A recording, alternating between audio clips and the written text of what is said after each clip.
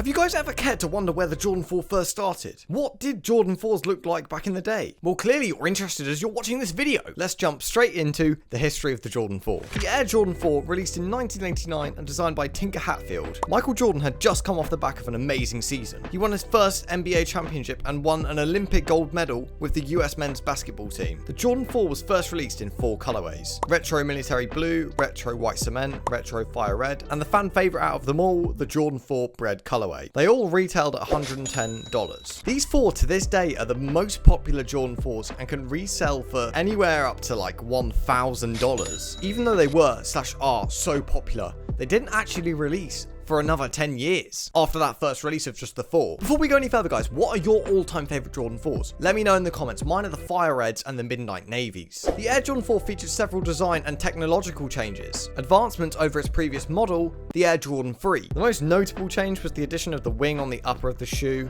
which provided additional support and stability. Not gonna lie, I don't want to get into the science of the Jordan 4, but I have no idea how that worked, what the science is behind that. The Air Jordan 4 also had an improved air unit in the sole, making it more comfortable and cushioned than the previous models. The sneaker also featured a mesh panel on the upper, which provided breathability and reduced the weight of the shoe. The Air Jordan 4 has been involved in several iconic moments in Jordan's career. One of the most memorable moments was the shot during the 1989 NBA playoffs, where Michael hit a game-winning shot over Craig Ello of the Cleveland Cavaliers. Please guys, I do not watch basketball, so if I get any names wrong, I'm sorry. Michael Jordan was wearing the Bread colorway of the Air Jordan 4 during that game, hence why the sneaker became so popular. The increased popularity was also heightened as the shoe was also featured in Spike Lee's film Do the Right Thing, in which Lee's character wore the Bread colorway. When the Jordan 4 was released again in 1999, retail prices dropped by $10, so they were only $100. Imagine being able to pick up a pair of Jordan 4s for $100, you'd be living. But if I could time travel, I would go back to 1999,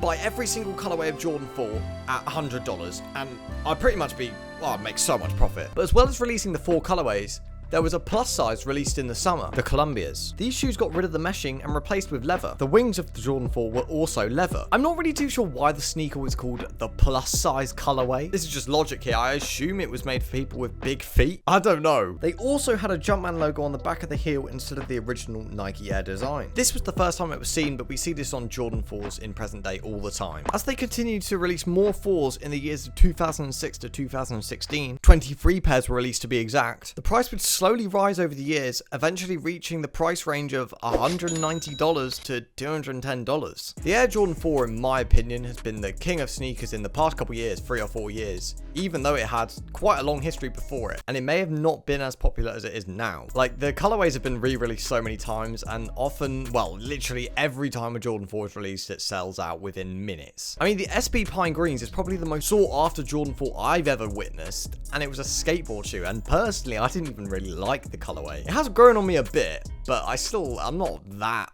mad in love with it. Before we go any further, guys, subscribe. The subscribe button is literally lighting up as I'm talking about this, and furthermore, if you press it, a really cool animation will happen. Go on, do it, and turn notifications on so you don't miss the next time I upload about UK streetwear and fashion in general. One last thing, guys, next video next week is going to be the rating your drip video. DM me your fits and drip on my Instagram, BTS Clothier, and I will be brutally rating them. You'll have a couple of days to do this, as I will be filming in a couple of days after this video, which I'm recording now, is released. Now let's talk more about present day. They're falling off. Jordan 4s are falling off, but very slowly. I love them, and I always will love them, but I don't feel as inclined to buy them anymore. Like, I can appreciate that they're a really nice shoe and they are my favorite shoe. I'm just not looking to buy a pair anytime soon. Personally, for me, I've got enough shoes in my locker. But also, if you are trying to look to cop, it's pretty easy nowadays. And specifically, Offspring, the website, allows you to cop Jordan 4s pretty easily. This is a sneaker store chain, guys, and I'm not sure if they have the chain in America, but there's a big chain here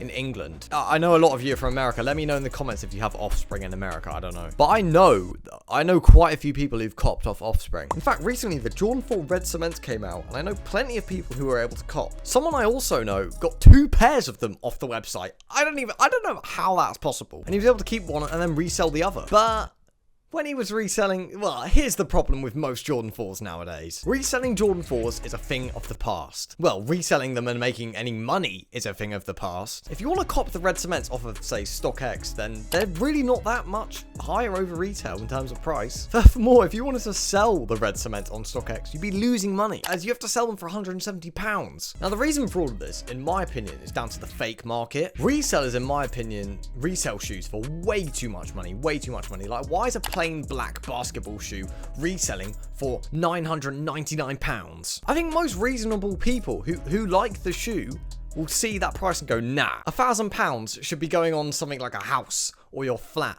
not for a pair of sneakers. That's why some people now are gravitating more to go to these websites and buying a pair in some instances for £30. Like, bruv, are you mad? And there's a reason why this has become so popular in the past 2 years, because fakes are becoming a lot better quality. People are able to make one-to-ones, and that one-to-one is in terms of quality as well. They're able to replicate the quality, which I find mad. I think it's because they get the blueprints for the things in China. I'm not sure. I'm really not sure about it. Obviously, everyone is realizing this and gravitating more towards the fake market. Also, people are buying these shoes to wear them. Okay, maybe some weirdos don't want to, I get that, but most people want to go out in their £30 black hats to flex up with them. Like, they like the design as well. It's not just because they want to show that they've got money or something. So paying £1,000 for a shoe, which is, don't even argue about this, in some way, shape or form, it's gonna get ruined. It's just not worth the money. It's a shoe at the end of the day. People don't really care what they've got on their feet. They've got much bigger things to be worrying about. Another reason as to why the fake market is absolutely booming right now